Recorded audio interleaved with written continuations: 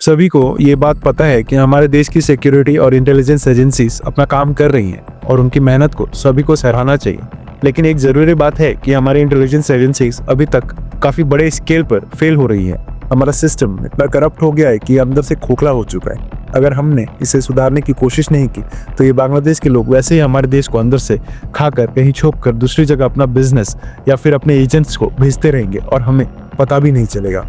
जो latest news है वो महाराष्ट्र के पुणे से आ रही है। ये एक इम्पॉर्टेंट अपडेट है जो दिखाता है कि बांग्लादेश और पाकिस्तान के बॉर्डर्स पर इन्फिल्ट्रेशन को रोकने में हमारे इंटेलिजेंस एजेंसीज कैसे बार बार फेल हो रही हैं।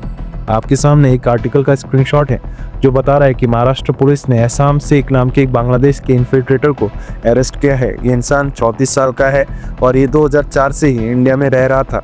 जब ये 13 साल का था तब से ही यहाँ पर सेटल हो गया था।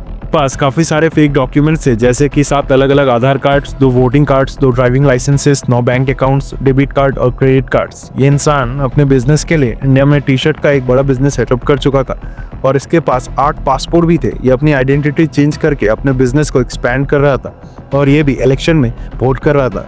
अभी इमेजिन कीजिए कि एक नॉर्मल इंसान को अपना पासपोर्ट बनवाने में कितनी डिफिकल्टीज का सामना करना पड़ता है, फिर भी ये आदमी इतनी आसानी से सब कुछ कर रहा था। केस कुछ नया नहीं है। 2023 में गुजरात पुलिस ने एक और बांग्लादेश के इन्फिल्ट्रेटर को पकड़ा था। उसका नाम सुबोध सुनील दास, जो कि सूरत में रहता था। ये भी एक फेक आइडेंटिटी बना के इंडिया में आया था। इसने हिंदू नाम अपनाया था और इसके पास भी आधार कार्ड और पैन कार्ड था। ये कतर में अपनी जॉब भी कर रहा था। इसने अपना पासपोर्ट इतनी आसानी से कैसे बनवा लिया, जबकि पासपोर्ट बनाने का प्रोसेस इतना स्ट्रिक्ट होता है, जहां से पुलिस वेरिफिकेशन से लेके बैकग्राउंड चेक और काफ़ी फॉर्मेलिटीज़ होती हैं। पर ये बांग्लादेशी इतना इजीली इंडिया में सेटल हो गया और कतर तक भी पहुंच गया। तो 1 या 2 केसेस नहीं है, सोचिए कितने और बांग्लादेशीज हैं जो इंडिया में इलीगल तरीके से आ चुके हैं और अभी तक पकड़े नहीं गए।